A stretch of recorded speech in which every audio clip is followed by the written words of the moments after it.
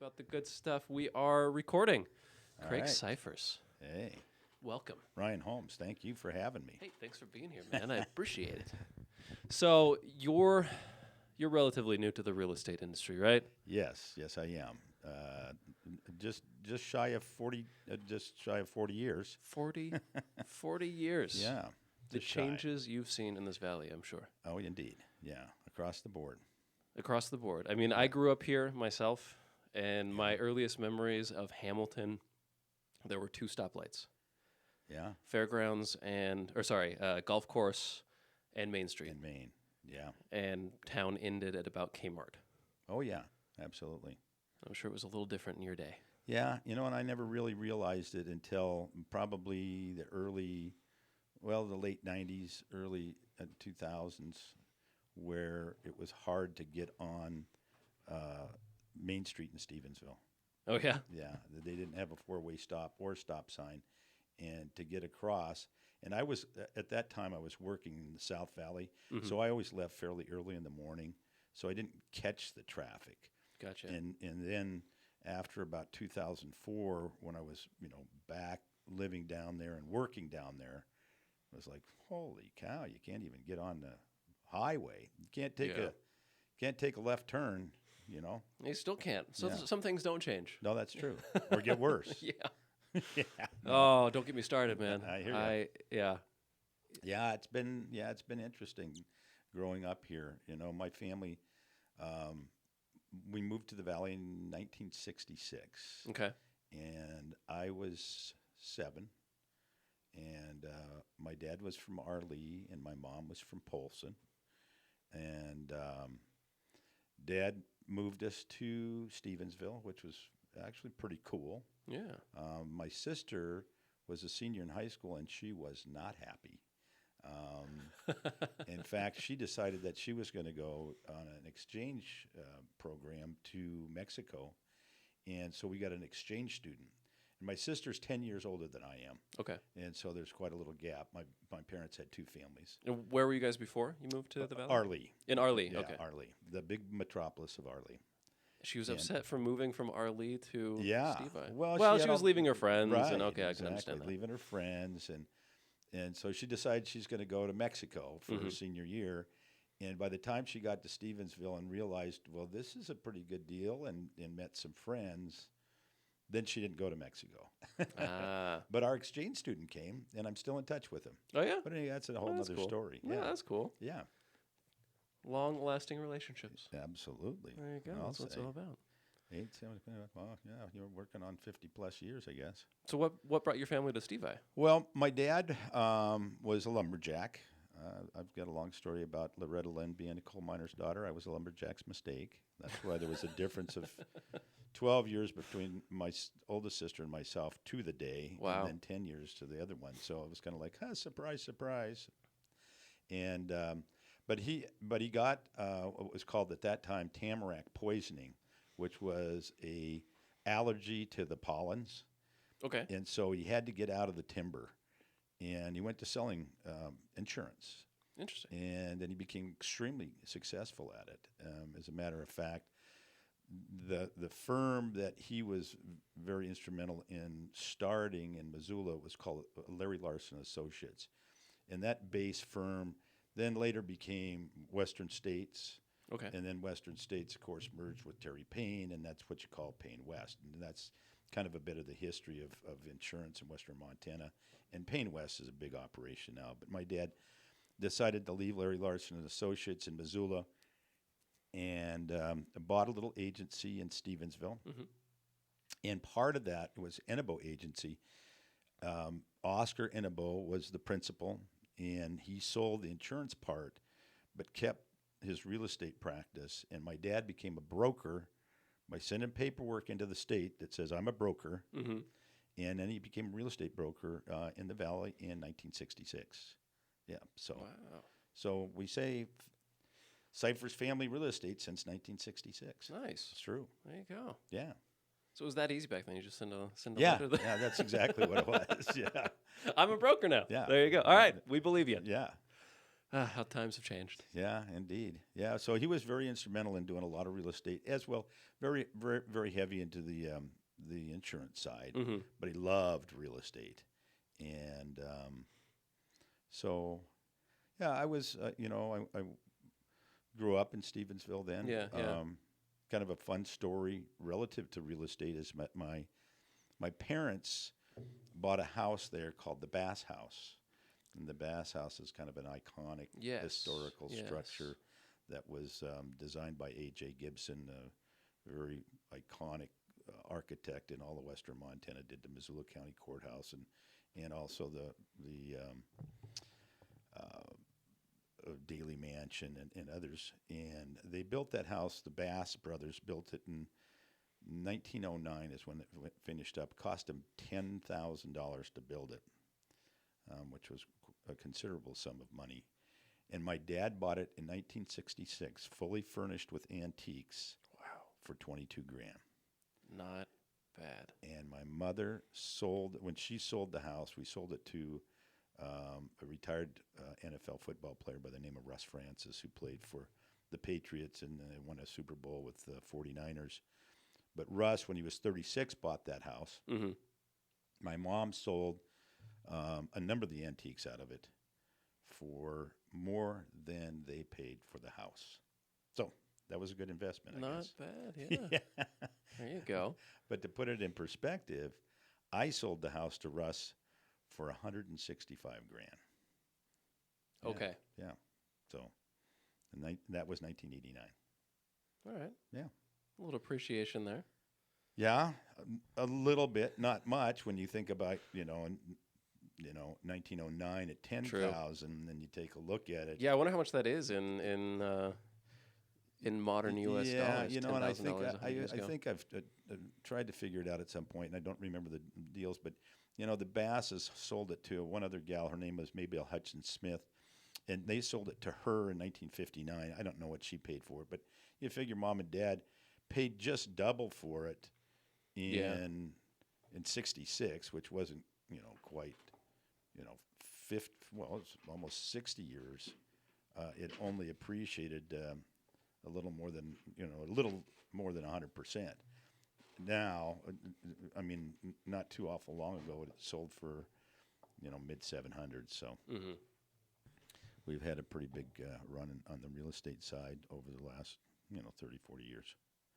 Not just the last 30, 40 years, but the last 3 years Yeah, as well. well, Yeah. that's exactly. That is exactly right. Yeah, Yeah, there's been some massive changes there, yeah, absolutely. globally and locally. Yep, very much so. Yeah, it'll be interesting to see what transpires in the long run. But having said that, yeah, so I hung out in Stevensville, Yeah. went to school there. Hmm. I was 18 before I realized I was free to go, so I left. Where'd you go? Well, I ended up going to school in North Carolina to a little school called Duke. But prior to that, I had been really toying with the idea of being a disc jockey. And there was a school in Spokane called Kinman Business School, Okay. and they had a DJ program. Hmm. And they had a recruiter, and the recruiter's name was Bud. Interestingly enough, his last name was Weiser. No So, way. yeah, Bud Weiser. And so Did he change that, or was it? Oh well, not that I know of. I think that No was one really will ever know. that was really his name. But and I had been talking to him about this DJ program because I was always a jokester, and if you go back, you can see things in the school paper, and I hosted or emceed a variety of school programs, and so I kind of got into that, and so I'm thinking, that might not be a bad thing for me to look into because I kind of like that. I could see that for you. And but as it turns out, I got accepted to Duke, which it wasn't as hard as it is now by any means. But by the same token, I think part of it was, well, I know part of it was that they wanted a cross section of kids in America, and Sure. there weren't that many kids from Montana that applied. And I was a very good student, near the top of my class, and involved in, extracurricular activities and community service and things of that nature. However, my SAT scores were like pretty much in the toilet. And I'm apparently not much of a tester. In fact, I think my SAT scores were sub 1100. Oh, So yeah, and you still got into Duke. got into Duke. Look at And that. See, dreams are possible. well, exactly. And the thing is that it's only because of where I was from. And there was another gal from Billings that got in. So there was two kids from Montana, and she ended up changing schools, and I can't even remember her name now. But yeah, so I spent my first 2 years at Duke, and then I was in love with someone that I didn't want to lose. So I went to the dean, and I was an oceanographer. Well, I wanted to be an oceanographer, so I was taking geological oceanography classes. Okay. And so went to the dean and outlined my thought of going to the University of Montana so that I could be in Missoula with my girl, and at the same time have all my credits transfer back to Duke. And so I took a whole bunch of geology courses, which was a really phenomenal program at the University of Montana. Mm-hmm. And then I took some econ classes, and I took some drama too. I mean, real drama classes. I mean, not. Yeah, they have a good program up there. Yeah, I mean, I've got some drama in my life, but not, nothing you can get credit for, right? Well, it'll make a good biography one of these days. Yeah, we can only hope. So I went to the dean, and she gave me the go-ahead to go ahead and take this series of classes that I put out, with the idea that I'd transfer everything back to Duke my senior year so I could graduate from Duke, and that's what I ended up doing. So it was really cool. Right on. Yeah. Glad it worked out for you. Yeah. Went to the University of Montana for a year, had a wonderful time, ended up marrying my girlfriend, and we have 2 children together, and yeah. The rest is history. What kind of? Yeah. Oh, kind of. Living history. Yeah. Still around. It is. That's right. Yeah. So I actually got a job as a geophysicist. I couldn't spell it, but I was one. Well, you got the degree. It's on the degree. You can always copy it off of there. Well, right? I wanted to go to law school, okay. and I wanted to be a resource attorney, really involved in the law of the sea at the time. There was the situation where you have these landlocked countries that weren't getting the advantage of the resources of the sea. And some of those things were like mining, deep sea bed mining. Okay. They'd have, nodules, manganese nodules, which were really heavy in all sorts of amazing minerals, manganese, of course, being one primarily. But, and I'm not so sure you wouldn't have had a lot of rare earth minerals, but it didn't turn out to be economical. And to be a geological physicist? Well, no, the mining okay. element of it. So, and also there were the powers that be, which were, the big, G7 or 8 or whoever they are, that kind of put the law of the sea, which was a UN kind of initiative, on the back burner. But I really wanted to be a resource attorney. And so I felt, well, if I learn a little bit about, the resources, then I could be a better resource attorney. And then I got offered a job as a geophysicist from Texaco. Oh, okay. And so I didn't go to law school. I went to New Orleans, and I was a geophysicist for the Offshore Exploration Division there. In New Orleans? What year was this? Arrived July 4th, 1981. Wow. It was 98 degrees and 94% humidity. I believe it. I moved out of that state, out of that city. Is that right? In mid-June of 2010. Hustlin Homes. Man. I didn't know that you were living in New Orleans. Yeah, that's where I did my internship when I was in culinary school. Oh, wow. Well, that makes sense. Down in the Big Easy. Where were you working? I was working at a restaurant called Stella. Stella. Yes, Stella and Stanley. I'll be done. And I don't think they're around anymore. But that's was a good place to get some background in food. It was interesting for sure. It went tons of good food. I tell you what. K. Paul's, Commander's Palace. Commander's Palace. Oh yeah. That was where Emerald was at when I was there. Oh, okay, yeah. Yeah, That's right. good grub. Good stuff. Yeah, and there's tons of new restaurants back then. I don't know if what's around there anymore. There's a place called Boucherie that I really loved. I just all the barbecued pig you could possibly want. Oh yeah. Crawfish. Crawfish etouffee. Classic crawfish boil. Yeah. Oh, I know. Love that stuff. Yeah. So, I do wish though that I would have been able to get there before Katrina, because this was in 2010. Oh. And so it was a different city than Yes. than what legend tells. Well, I haven't been back. I think the last time I was back was it was pre-'87. So it's been a long time. But I've got good friends who, still live in the area or have businesses in the area. Okay. Yeah. So my daughter Erica was living in Houston not that awful long ago and spent some time in the Big Easy. It's a fun city. Oh yeah, and particularly then, for sure. I believe it. Yeah. Yeah. Still, I mean, even when I was there, there was far less people than usual.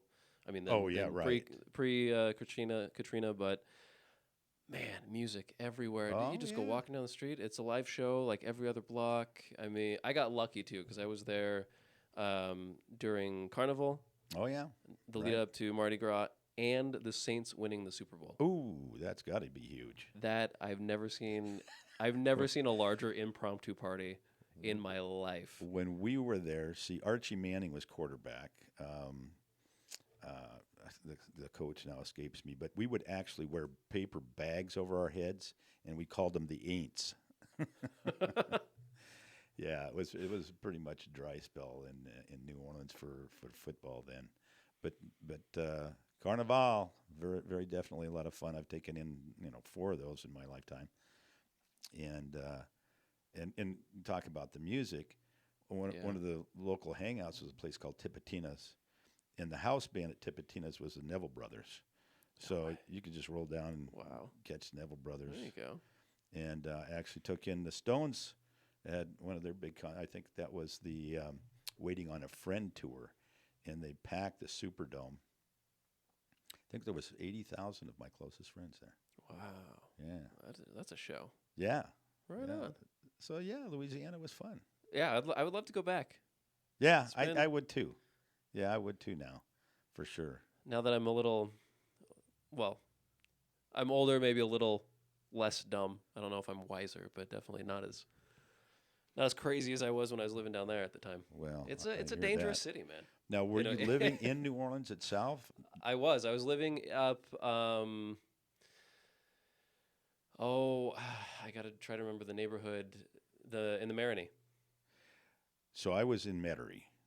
So, but we had to come to work every day in the city down on Poydras. So it was if you take Esplanade Avenue, out of the French Quarter, it was you go almost all the way up before you hit whatever the next large crossway was. I can't remember. I can't either. I mean, what the name was, but you've got St. Charles runs into Carrollton, but that's on on the east end. They made a TV show about it too. Was that right? About this district, yeah. Huh.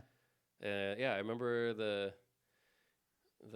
way to work too. I mean, I'd pass under the whatever that is. I can't remember. I-10. Yes, I'd pass under I-10, and right there's like this art house, and there's always this weird stuff happening there. Like they had built this tree house with all these lights and everything in it, and there's always parties going on there and that kind of stuff. And I can believe it, yeah. And see, in the ninth ward, they would say, "Where you at? Where you at?"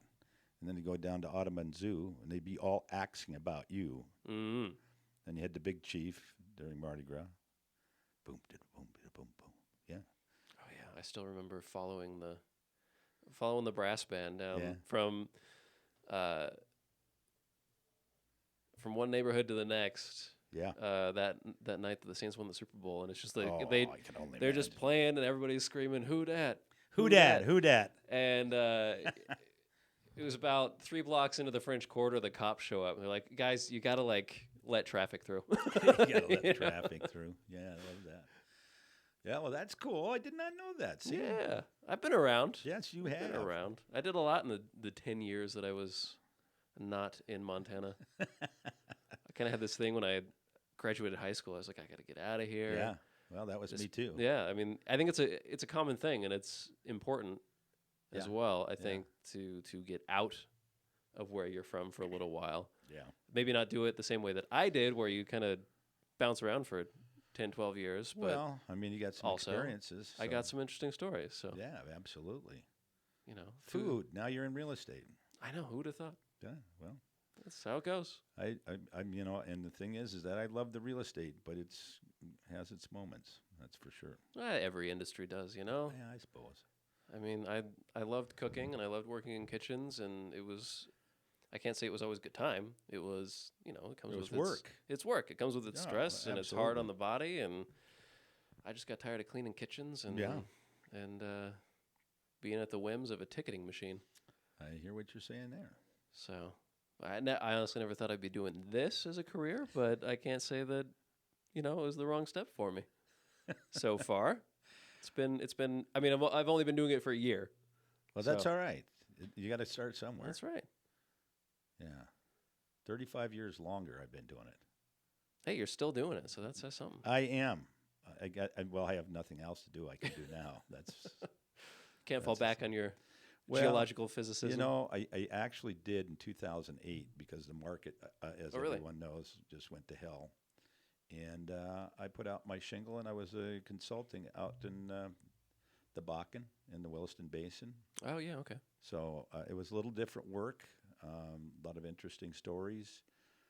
I can't say some of the things that were said to me about how did you mess up, because I was starting kind of at the bottom, but it was good. It was a nice little paycheck. And I'm sure they use the nicest language over there too. Oh, they do. Yeah. Yes. It seems like a very couth amicable group. and formal professional environment from what I hear. Yes, absolutely. That's funny. My sister was over there at that time. Oh, is that right? Yeah. Yeah, she had moved over there with her boyfriend who was working, and she said it was just the What was he doing? He was working he was working for some fabricator over there, I think, if I remember correctly. It was a interesting experience to say the least. I made that trip for 7 years. Wow. And even when the market turned here in April of 2013. I know this because I keep track of stuff. And I didn't actually get out of the patch until March of 2015. Mm-hmm. And so in that interim from 13 to 15, which is only, a couple of years. Yeah. At the time, my girlfriend, who later became my third wife, had a little operation called C&L Real Estate, and we did very well. Now I've got CNC Real Estate. I'm working with my sister and my daughter, and a couple other folks. CC&E now. Well, just CNC. Sorry. Yeah, we don't want to push Erica on it too fast. Although she was number one. I saw that. And I'm not so sure she's not going to be number one in the state. I don't know if the numbers have come in yet. So I think we're still waiting. Yeah, probably. Yeah. So, yeah, I've been in the real estate business a long time. And you're right. It has changed dramatically over the years. When I first started out, a buy-sell was we had to use carbon paper. Mm-hmm. And so everybody could get copies. You had about 3 sheets of paper and 2 pieces of carbon paper. It was one sheet, 8.5 by 14, and all of it was there.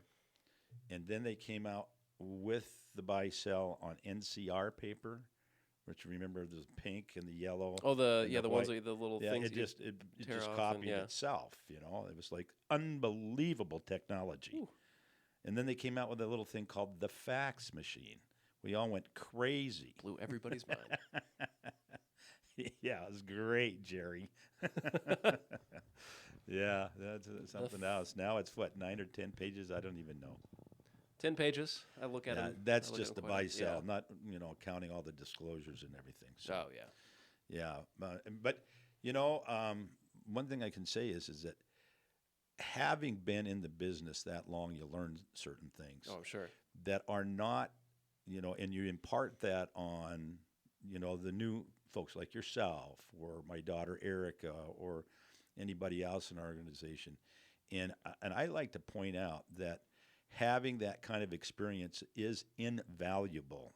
Oh, absolutely. And being able to be a mentor to you guys is huge, and it's huge for the client. And so I like to point that out to people because it is not something that you should take lightly. These are big numbers. They are. And it's a huge investment.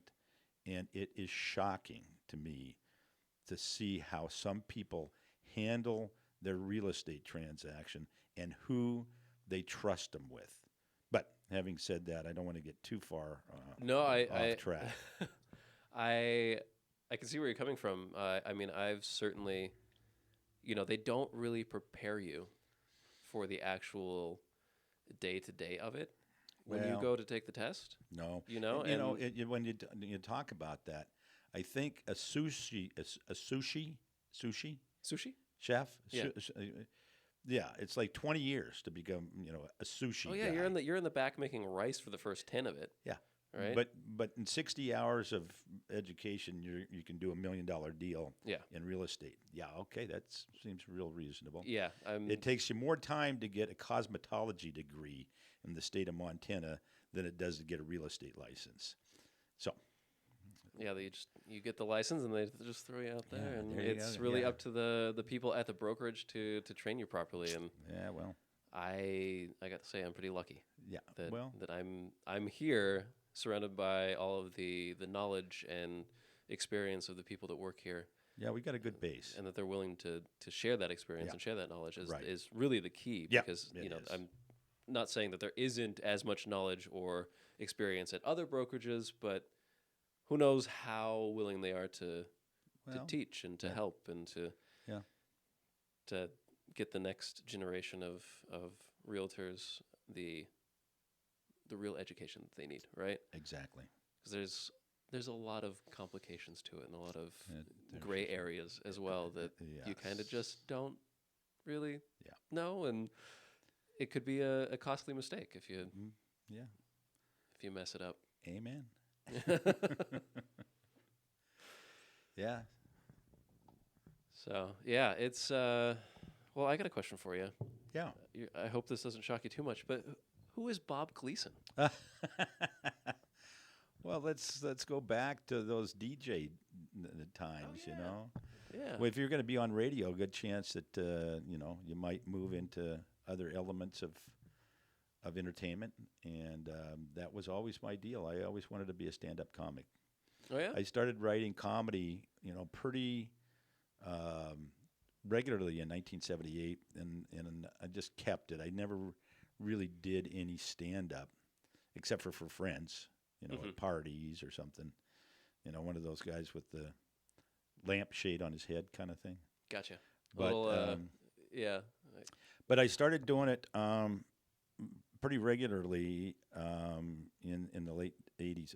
By 1989, I'd taken a stage name called Bob Gleason, and that was from where I was doing my show, which was the lounge of the Hotel Gleason, which is, for those people that might not know, was the at that time the Lonesome Dove Flying, Drinking, and Writing Saloon that was owned by Russ Francis, the guy that I sold my childhood home to. Oh, right on. And so I started doing stand-up in there, and I took the name Bob Gleason because it was the Hotel Gleason, so I just thought Bob Gleason, Hotel Gleason. But I was actually getting paid. I would be doing, let's say, conventions, banquets, things like that. I was making about, the equivalent of $600 an hour, which wasn't too bad. Not bad. For a fledgling comic. For a traveling comedian in the 80s? Yeah. And into the early 90s. Actually, the way they were paying me was by 20 minutes shots, so it was $200 for 20 minutes. There you go. Hey. So, yeah, I had some good. I had a lot of fun there. In fact, my first gig was for a company called, the first paying gig was a company called Western Federal Savings and Loan, and which I think eventually became part of Glacier Bank at some point through multiple mergers and acquisitions. But the guy that hired me at the time, his name is Doug Jensen, and Doug now is over at the Montana Board of Housing. He kind of handles stuff over there. So, there you go. But yeah, he was the first one to prevail upon the powers that be to pay me to be funny, and after that, then I got more stuff. I still have that check somewhere. Frame it. Yeah, blown up. You know, but I kind of got out of that after my first wife and I divorced, and then my life wasn't funny as I thought it was, but I kept the comedy box, kept all that stuff, and you'd pull it out once in a while. And here a couple of years ago, a guy by the name of Amos Parks started a little thing called Root Grown Comedy, and I heard about it. It's open mic, and so Bob Gleason was resurrected, as it were. Oh yeah, yeah. For a period or just for the night? No, he's been appearing from time to time. Good. Yeah. Well, I hope I get the chance to well, check him out one day. Sure. We gotta host an open mic night one of these days. Here. Well, it's absolutely possible, and in fact, I think this Friday at the Hops. Oh yeah. Good chance you'll see Bob. Yeah. This Friday at the Hops, Bob Gleason's gonna make an appearance. That's it. Look at that. All right. So radio DJing, you got into stand-up comedy. Yeah, I'm not making a living at it. Well, it's a hobby, I guess, right? Yeah, that's right. At least you enjoy it. I do. I get kind of a kick out of it, and I haven't been half bad. So, sometimes you get the urge to write a little something and put it down on paper and then deliver it and see how it goes. So, it'd be a tough racket to go make a living at. It is challenging. It is challenging. At one time, I actually looked at that, and they were making about $100 a day. Yep. And I thought, well, and that was kind of this whole thing when I was looking at the DJ thing. I'm going, resource attorney, disc jockey. Let's think about this for a second. And I thought, well, I'll go for the money. But that didn't last long either. So I went into the real estate, which is up and down in cycles, and sometimes you do well and sometimes you don't. Well, it gives you time to work on your comedy. Yeah, exactly. when the market goes bad, you can shift back into comedy there. Yeah, it's a difficult industry for sure to make it in. I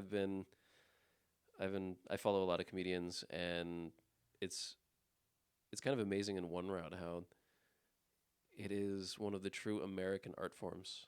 Yeah. Also, and you don't see a lot of comedians in Afghanistan. No, well, they all come here,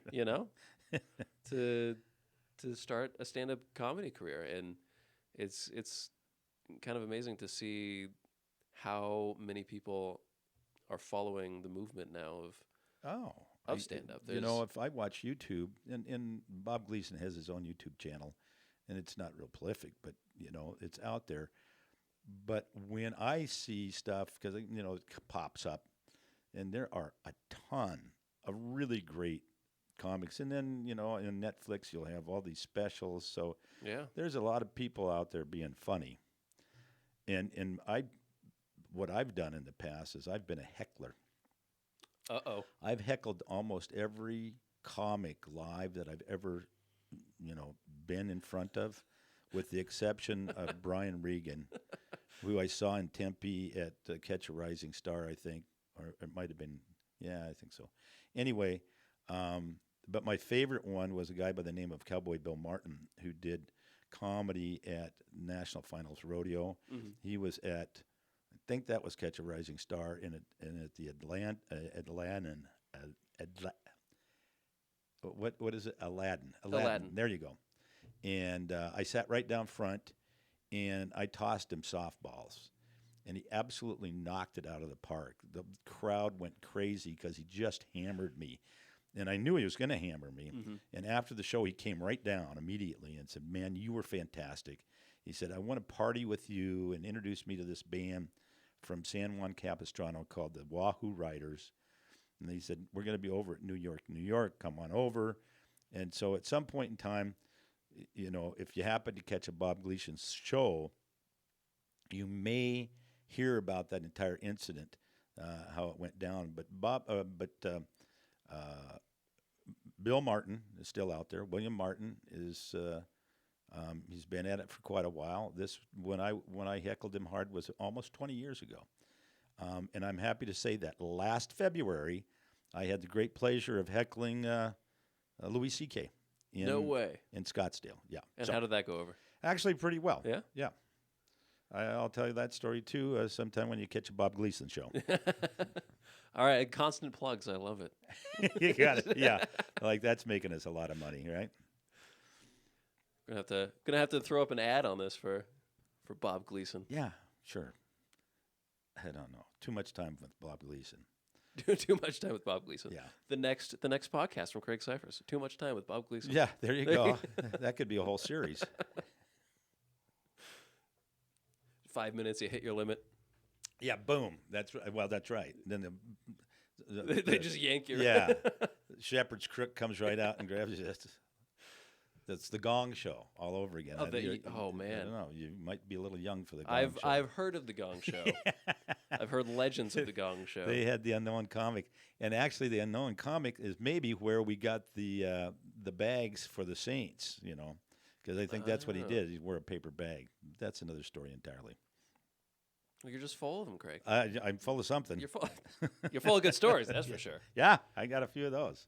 I mean, you've been around since dirt roads were the norm here, right? Yeah, well, that's right. Yeah. Amen. And I'm older than dirt roads. It was back when dirt was clean. Yeah, kind of thing. It was clean. In fact, all of Pleasant Valley, you know where that's at. Of course, east of Stevensville and Florence, dirt roads, no pavement up there. 20 acres was 20,000, and you could just split it into fives, and probably at the title company, as far as I know. I don't know. Those were the days. Yep. Yeah. The Wild West of Montana. Absolutely, but we're still plugging away, and so that's my story, and that's probably my time. Are you sticking to it? Yeah. Hey, we can go as long as you want. There's. Oh, I think that's. This is for public consumption. I think that's plenty for the public. All right, we can wrap it up now, Craig. That's fine. Okay. We'll have an episode 2 maybe in the future.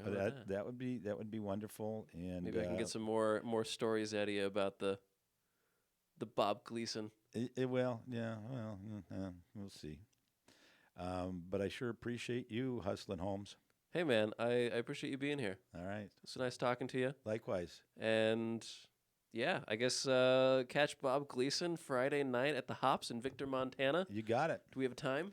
I think it's at 7 o'clock. Yeah, I'm certain it's at 7 o'clock. He thinks it's at 7 o'clock. So. I get there about 6:59.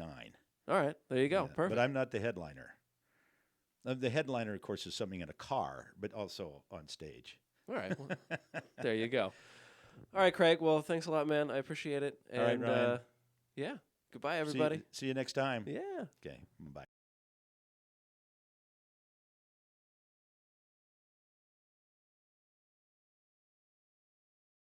Thank you, everyone, for tuning in to another episode of the Hustlin' Holmes podcast. If you like what's happening here, I hope that you would give us a 5-star review on iTunes and Spotify. Leave a comment on our YouTube page. Subscribe to us there. And just share us with your friends and family. This helps boost our overall visibility and gets the word out there about what's happening here. And if you have an interesting project that you would like to talk about on this show, please give me a ring. My phone number is easily searchable. Just look for Ryan Holmes at Exit Realty, Bitterroot Valley. Thanks, and see you next time.